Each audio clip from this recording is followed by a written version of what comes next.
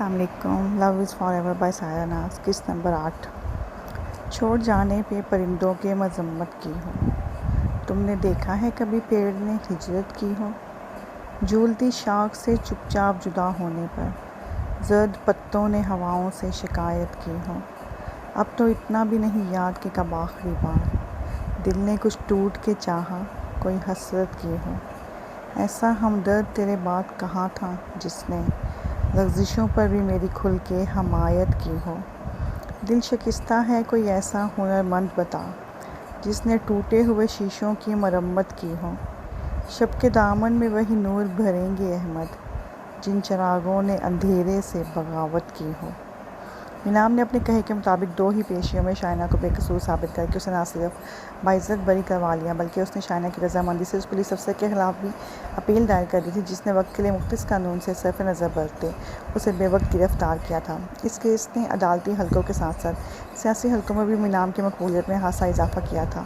اس کے دلائل اور اسناد کی رہنمائی نے اس کی جیت میں ایک اہم کردار ادا کیا تھا. پچھلے کچھ عرصے سے ان کی فرم کافی کیسز جیتی تھی، سو اسناد نے اس ہائی پروفائل کیس کے جیتنے کی خوشی میں اپنی پچھلی تمام کامیابیوں پر بھی خوشی منانے کا سوچا تھا. اس نے فرم کے تمام وکلاء اور ملازمین کے لیے ایک پرتکلف ضیافت کا اہتمام کیا تھا. انعام بھی کچھ پس و پیش کے بعد اس تقریب کا حصہ بننے کے لیے تیار ہو گئی کہ اس جیت کا سہرا اسی کے سر جاتا تھا. اسعد اس وقت رات کے کھانے سے فراغت کے بعد حسب معمول اپنے گھر والوں کے ساتھ براہ جمال انہیں کل کی تقریب کے مندرجات سے آگاہ کر رہا تھا، جبکہ اس کا اصل مطمع نظر کچھ اور ہی تھا. ڈیڈ، آپ کی اگر کوئی میٹنگ ہے تو اسے ابھی ہی منسوخ کر دیں، کیونکہ کل آپ لوگوں کو بھی میرے ساتھ پارٹی میں چلنا ہے. اسعد نے انہیں اس کیس کے متعلق بتاتے ہوئے اچانک سے کہا تو انتصار بخش کے ساتھ ساتھ زرش نے بھی چونک کر اسے دیکھا کہ وہ تو ذاتی اور پیشہ ورانہ زندگی کو الگ رکھنے کا قائل تھا. تو پھر اب یہ کیوں؟ کچھ انتصار بخش کاروباری حلقوں میں جانے جانے کے باوجود بھی بہت کم کسی تقریب میں شرکت کرتے تھے، سو اسعد کی اس فرمائش پر ان کی حیرت بجا تھی. خیریت؟ کل کی تقریب میں ایسی کیا خاص بات ہے جو ہمیں بھی چلنے کا کہہ رہے ہو؟ تم جانتے تو ہو کہ تمہارے ڈیڈ بہت کم ایسی تقریب میں جانا پسند کرتے ہیں. زرش نے حیرت بھرے لہجے میں استفسار کیا تو اسعد کے چہرے پر ایک نہایت دل فریب مسکراہٹ ابھری تھی. موم، میں جانتا ہوں کہ ڈیڈ کو اس طرح کی تقریبات میں جانے کا کوئی شوق نہیں ہے، مگر میں پھر بھی چاہتا ہوں کہ آپ لوگ میرے ساتھ چلیں. اسعد نے ابھی بھی گھما پھرا کر ہی بات کی تھی. ہر بات ٹوک انداز میں کرنے والے کو اس وقت جانے کی اپنے دل کی بات کہنا کچھ مشکل لگ رہا تھا. چلتے ہیں موم. کیا خبر بگ بی نے کوئی لڑکی پسند کر رکھی ہو جس سے ہمیں ملوانا چاہتے ہوں؟ مصفا نے اسے چھیڑنے والے انداز میں کہہ کر انجانے میں اس کی مشکل آسان کی تھی. کیا پتہ یہ سچ ہو؟ اسعد نے بھی اسی کے انداز میں مسکراہٹ دبا کر کہتے ان سب کو ہی حیران کیا تھا. آپ مذاق کر رہے ہیں نا بگ بی؟ مصفا کو تو یقین ہی نہ آیا تھا کہ ایسا کچھ اسعد نے کہا ہے، جبکہ ان کے والدین بھی حیران نظروں سے اسے دیکھ رہے تھے. اس میں مذاق والی کیا بات ہے؟ اسعد اس کے بال کھینچتے ابھی بھی مبہم سی بات کی تھی. کون ہے وہ؟ اس کے والدین کیا کرتے ہیں؟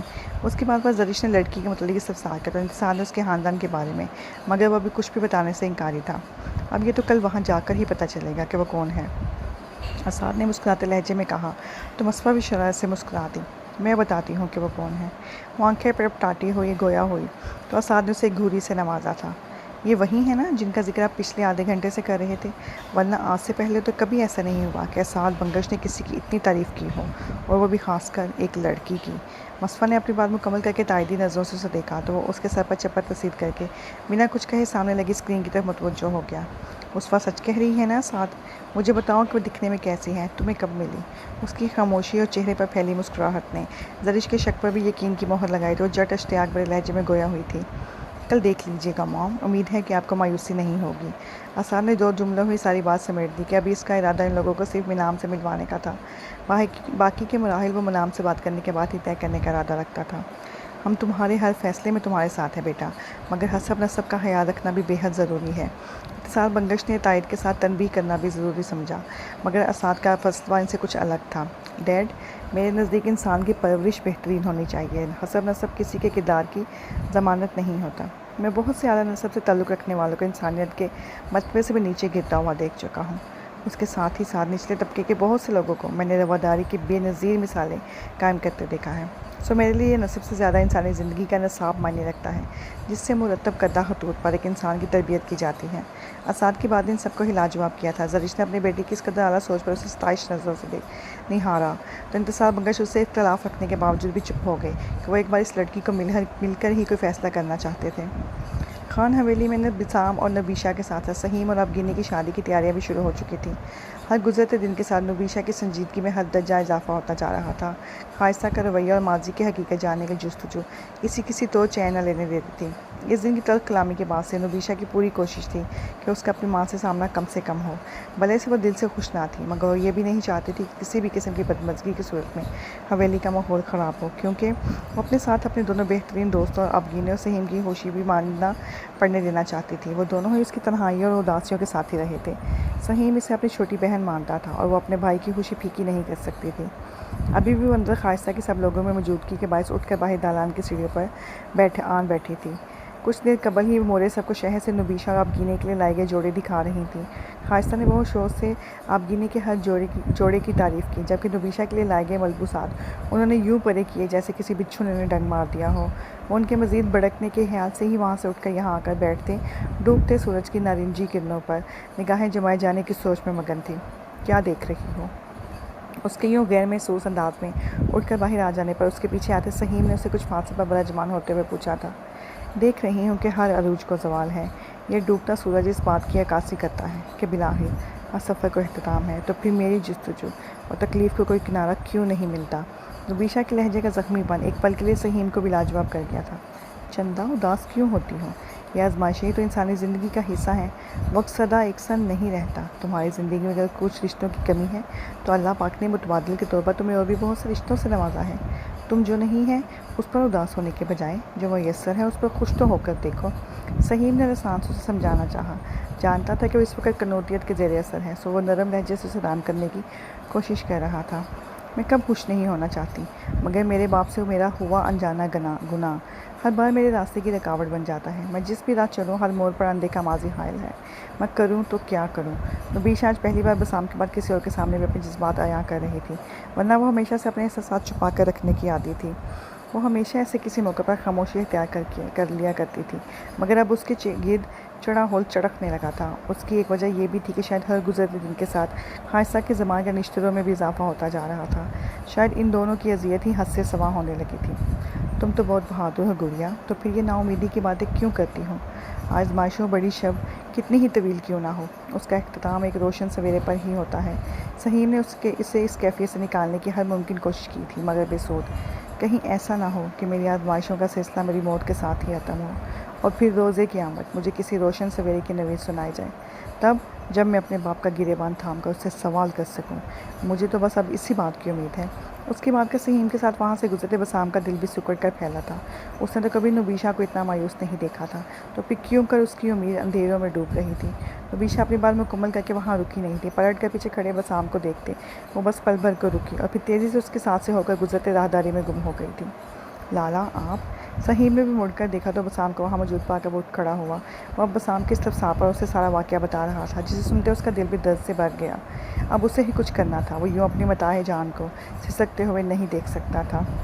رات قطرہ قطرہ ڈر رہی تھی اور ہسپتال کی تاریک و سرد راہداری میں بھاگتی دوڑتی زندگی بھی اب مکمل سکوت پذیر تھی۔ اسی راہداری میں ایک جانب بنے کمرے میں موجود نفوس بستر پر دراز شخص پر نگاہیں جمائے ہوئے تھے۔ زرلش اور زرشالہ بھی اسامہ کے کہنے کے باوجود وہیں موجود شہباز کے ہوش میں آنے کے منتظر تھیں کہ زرشالہ کی آج رات کی ڈیوٹی تھی اور زرلش اسے یوں طرح چھوڑ کر نہ جانا چاہتی تھی۔ زرشالہ خود بھی اس حالت میں اس کے ہاتھ چھوڑے جانے کی حق میں نہ تھی۔ وہ تب سے لے کر اب تک 20 بارات سبھا چکی تھی، سو اس نے وارڈن کو فون کر کے اسے اپنے پاس ہی رکھ لیا تھا۔ اسامہ نے وادی میں کسی کو بھی اس حادثے کی بابت آگاہ نہ کیا تھا۔ حویلی میں خائصہ اور انتصار کی شادی کی تیاریاں چل رہی تھیں، سو وہ اس وقت انہیں پریشان نہ کرنا چاہتا تھا۔ جانے یہ راز اب کب تک راز رہنا تھا۔ ہولے ہولے رات کی سیاہی صبح کی سفیدی میں بدلنے لگی تو شہباز کے ساکت وجود میں حرکت ہوئی تھی۔ کچھ ہی دیر میں ڈاکٹر اس کا معائنہ کر کے اس کے متعلق تسلی بخش جواب دے کر وہاں سے جا چکے تھے۔ زرشالہ بھی راؤنڈ کے لیے نکل گئی تھی۔ اب اسامہ اور زرلش اس کے پاس تھے۔ ایک کونے میں لگے صوفے پر بیٹھنے کی وجہ سے وہ ابھی تک شہباز کی نظروں سے اوجھل ہی تھی۔ ڈرا دیا تھا تم نے تو یار، اب ٹھیک ہو نا؟ کہیں درد تو نہیں ہو رہا؟ ڈاکٹروں کے جاتے ہی اسامہ کی طرف لپکا تو شہباز نے اٹھ کر بیٹھتے نفی میں سہ لایا تھا۔ میں ٹھیک ہوں۔ وہ مزید بھی کچھ کہتا مگر زرلش کے ایک دم اٹھتے ہی آگے آ کر شہباز کے صحت مند بازو کو اپنے ہاتھ میں لے کر رونے پر وہ دونوں ہی ششدر رہ گئے تھے۔ آپ کو کچھ ہو جاتا تو میں کبھی خود سے نظریں نہ ملا پاتی۔ زرلش کی حرکت اور بات دونوں ہی شہباز کے لیے ناقابل فہم تھی۔ اس نے ایک جھٹکے سے اپنا ہاتھ چھڑاتے سوالیہ نظر سے اسامہ کی طرف دیکھا تھا۔ میں نے تو منع کیا تھا یار، مگر یہ دونوں ہی یہاں سے نہ جانے پر بضد تھی۔ مجبوراً مجھے ان کو یہاں ٹھہرنے کی اجازت دینی پڑی۔ اسامہ نے اس کی آنکھوں سے چھلکتی ناگواری پر جھٹ سے وضاحت کی، جبکہ زرلش کا رونا ہنوز جاری تھا۔ تمہارا دماغ درست ہے؟ जानते हो ना ये कौन है और इनका यहाँ रात भर रुकना क्या मुसीबत खड़ी कर सकता है। आप तो रोना बंद करें। शहबाज ने उसामा की बात पर बरहमी से कहते तेज़ लहजे में रोती हुई जरलिश को भी टोका। उसके रोने में मज़ीद तेज़ी आई थी। उसके चेहरे पर फैलती गहरी संजीदगी पर उसामा हड़बड़ा कर जरलिश की तरफ मुड़ा था। कि मोहतरमा, आप ज़ाहिर मेहरबानी अपनी बारिश की तरह बहते आंसुओं पर बंद बांध लें, वगरना कि साहिब आपको इसी सैलाब में डुबोने से भी गुरेज नहीं बरतेंगे। इस कदर कबीला सूरत हाल में भी उसामा की इस कदर मस्का हेजी से शहबाज को मज़ीद बरहम किया, मगर वो इसे मुकम्मल तौर पर नज़रअंदाज किए अपने ही कहे जा रहे था। ये गोली अगर मुझे लगी होती तो मैं इस दर्जा खूबसूरत दुशीज़ा के अपने लिए आंसू बहाने पर खुशी से इस हसीना को गले भी लगा लेता, मगर ये ज़रा जाहिर मिजाज बनता है, तो आप अपने ये अनमोल नीर इस बेमहर इंसान के लिए ज़ाया ना करें। उसकी गुलिफशानी पर जरलिश ने रोते हुए उसामा को देखा, गोया उसे उसकी जहनी हालत पर शुबा हो। क्या हुआ जरलिश, तुम ऐसे क्यों रो रही हो? इसी अस्ना में ज़शाला कमरे का दरवाज़ा खोलकर अंदर दाखिल हुई तो उसे यूँ रोता देख कर वो झट से उसकी तरफ आई, मगर उसके सवाल का जवाब कहीं और से आया था। मुहतरमा, मैं आपको अक्लमंद समझता था, मगर आपने मुझे गलत साबित कर दिया। आप जानती भी हैं कि आपकी समझ का खुमियाजा किस किस को भुगतना पड़ सकता है। मुझे आपसे इस बेवकूफ़ी की उम्मीद नहीं थी। शहबाज के नागवारी और बरहमी से कहने पर वो बाजू पर दरा ओवरकोट और हाथ में पकड़ा स्टेटोस्कोप पास पड़ी दड़ी कुर्सी पर पटकने के अंदाज में रखते हुए उसकी तरफ मोड़ी थी। आपको हमसे ये बात करने का कोई हक़ नहीं है। जरशाला ने तेवरी चढ़ाकर उसे तेज़ नज़र से घूरते हुए तनक कर कहा था। आपको भी कोई हक़ नहीं था यहाँ रुकने का। अभी तो पहली दुश्मनी के आसार मादूम नहीं हुए और आप नए सिरे से इन ज़ख्मों को खुरचना चाहती हैं।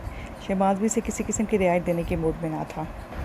वो अपने मजरूब बाजू का दर्द मुकम्मल फरामोश किए नए पुराने खाते खोलने पर आमादा नजर आता था। जरलिश अपने आंसू भूलकर हवन्नकों की तरह देखने लगी, जबकि उसामा तो कुछ कहने का मौका ही तलाश रहा था। लाज़मी नहीं कि हर झगड़े का अख्ताम दुश्मनी ही हो, बाज़ औक़ात लड़ाई का अंजाम सुलह भी होता है। जरशाला का लहजा इस बार कदर धीमा था, मगर शहबाज मुतासर दिखाई न देता था। मोहतरमा, मैं आपके मफरूज़ों पर किसी की सलामती ख़तरे में नहीं डाल सकता, लेकिन एक चीज़ में अपनी तस्दीक कर ली कि लड़ाई का अख्ताम तो सुलह पर हो सकता है, मगर अंजाम नहीं। अंजाम हमेशा ख़तरनाक होता है। शहबाज की बात पर एक बार भी जरशाला की तेवरी पर बल पड़े थे। आप इस काबिल ही नहीं है कि आपसे हमदर्दी की जाए। उसने जलकर कहते कुर्सी से अपनी चीज़ें उठाई थी। मेरा भी आपके बारे में यही ख्याल है।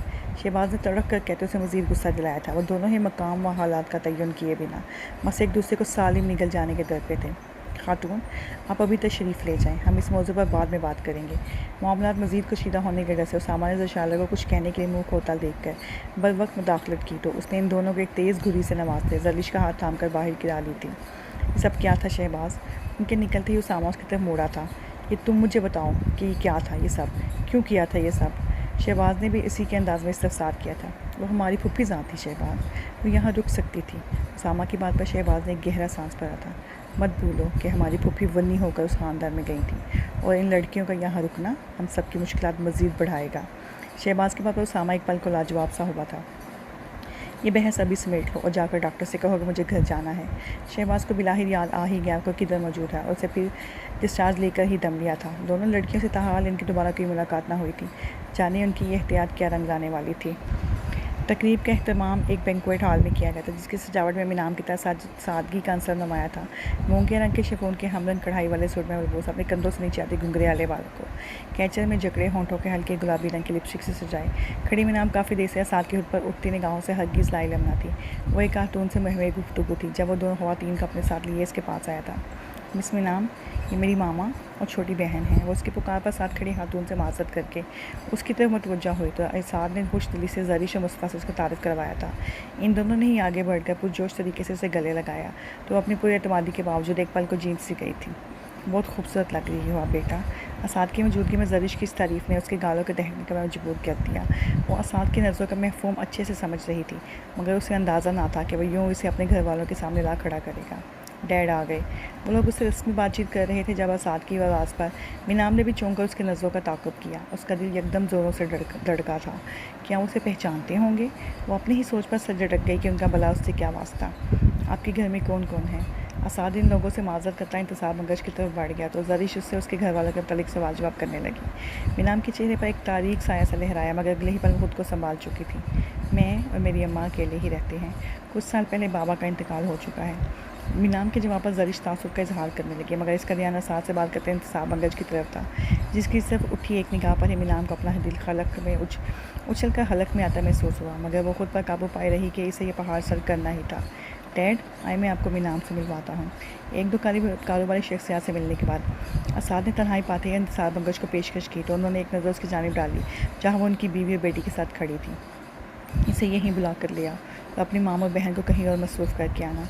इंतज़ार की बात पर असाद ने चंबे से उसे देखा मगर कुछ कहा नहीं। वो बस असबाब में सर हिलाकर उन तीनों की जानिब बढ़ गया। आपके ख़ानदान में और कौन कौन है? ज़रिश इसी से मज़ीद सवाल कर रही थी मगर उसी पर असाद ने आकर उन्हें किसी और खातून से मुतारिफ़ करवा दिया तो ज़रिश और मुस्फ़ा उससे मिलने लगी थी। मिस मीनाम, आए मैं आपको अपने डैड से मिलवाता हूँ। सियाह डिनर सूट में मलबूस सलीके से बाल बनाए, कसरती जिसामत और वजी सूरत असाद इस मोल पर चाहाया हुआ मालूम होता था मगर मीनाम को इस पल से देखते एक बेनाम सी घबराहट ने अपने हिसाब में लिया था। वो यहाँ से भाग जाना चाहती थी मगर ये यहाँ जमे रहने से ज़्यादा मुश्किल था। वो सर हिलाकर उसके साथ चल दी। इस तकरीब में मौजूद बहुत से नफूस असाद का उसकी तरफ झुकाव खासा अच्छे से महसूस कर चुके थे मगर असाद को उसकी कोई परवाह ना थी। उसे साथ लिया इंतज़ार बंगश के सामने जा खड़ा हो गया। वो उनका तारुफ करवाना चाहता था मगर इंतज़ार ने उसे हाथ उठाकर रोक दिया। हम खुद ही अपना तारुफ करवा लेंगे। इंतज़ार की बात पर असाद होले से मुस्कुरा दिया था। कैसी हैं आप बेटा? इंतज़ार ने असाद को रोककर खासे पुरशफ़क़त अंदाज में उसका हाल अहवाल दरियाफ़्त किया। जवाबन उसने फ़क्त मुस्कुरा कर सर हिलाने पर इत्तफ़ाक़ किया था। असाद बहुत तारीफ़ करता है आपकी जहानत की। आप जैसे बाआमल वकला ही हमारा असासा हैं। बहुत खुशी होती है ये जानकर कि आप हमारी नौजवान नस्ल मुल्क की बागडोर संभालने को तैयार है। उनके मुशफ़्फ़िक़ से अंदाज़ पर मीनाम इस पर कदरे पूरे एतमाद अंदाज में मुस्कुराई थी। जब ज़िंदगी आपको बचपन से ही सबक सिखा रही हो तो फिर कैसे ना नौजवान नस्ल हकीकत से रोशनास हो।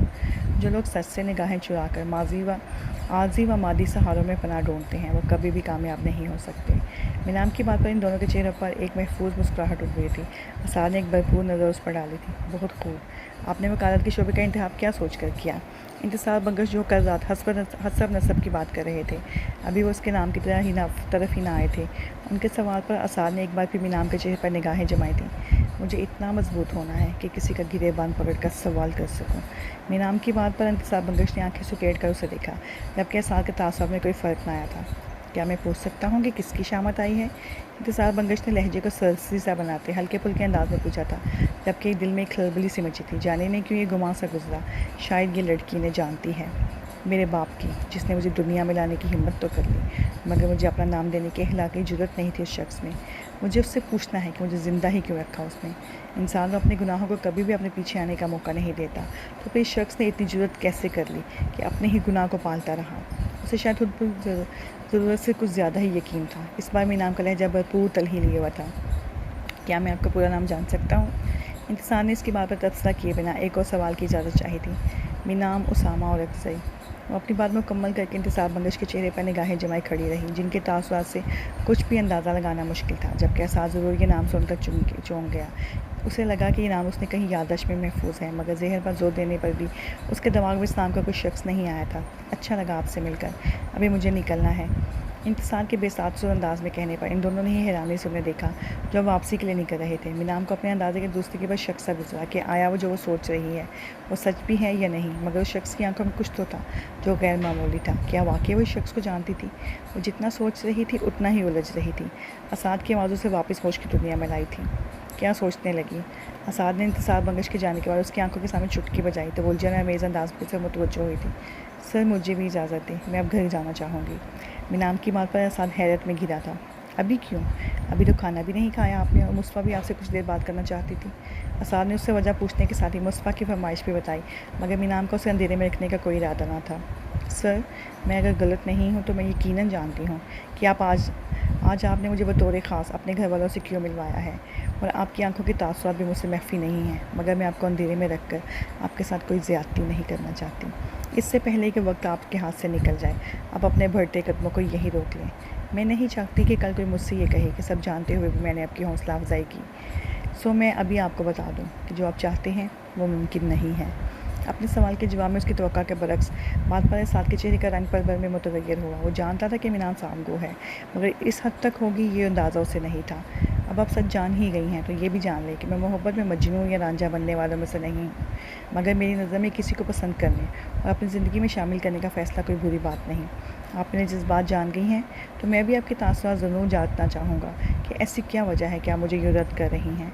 असाद ने अपने जज्बात पर वो मुश्किल बातें मध्यम मगर आँच देते लहजे में पूछा था। सर, लोग हमारी तरफ मुतवज्जो हो रहे हैं। مجھے اپنا کردار بہت عزیز ہے، سو بہتر ہے کہ آپ اب مجھے نہ روکیں اور ڈرائیور سے کہہ دیں کہ مجھے گھر چھوڑ آئیں، مگر نہ مجھے خود سے جانے میں بھی کوئی مسئلہ نہیں ہے۔ مینام نے اس کا سوال سرے سے نظر انداز کرتے دو ٹوک انداز میں کہا، تو اساد ایک گہرا سانس بھر کر رہ گیا کہ وہ خود بھی سب کے بیچ کوئی تماشا نہیں چاہتا تھا۔ اوکے مس مینام، میرا یہ سوال ادار رہا آپ پر، میں وہ جواب ضرور لوں گا۔ ابھی آپ کچھ دیر ٹھہر جائیں کیونکہ یہ تقریب آپ کی کامیابی کی خوشی میں ہی ہے، سو آپ کو یہ ایک دم چلے جانا بھی بہت سے سوال اٹھا دے گا۔ آپ کو آج کی تاریخ میں بھی اب میری طرف سے کوئی پریشانی نہیں ہوگی۔ اساد کی بات پر مینام اسے ایک نظر دیکھ کر بنا کچھ کہے کچھ دور کھڑی خواتین کے ایک گروہ کی طرف مڑ گئی۔ اساد نے چاہنے کے باوجود بھی اپنی نظروں کو اس کے تعاقب میں روک دیا کہ وہ بات کر کے مکرنے والوں میں سے نہیں تھا۔ مینام کھانا کھلنے کے کچھ دیر بعد ہی سب کو کسی ضروری کام کا کہہ کر واپس کے لیے نکل گئی، مگر اپنے پیچھے وہ بہت سے سوال چھوڑ گئی تھی۔ جاری ہے۔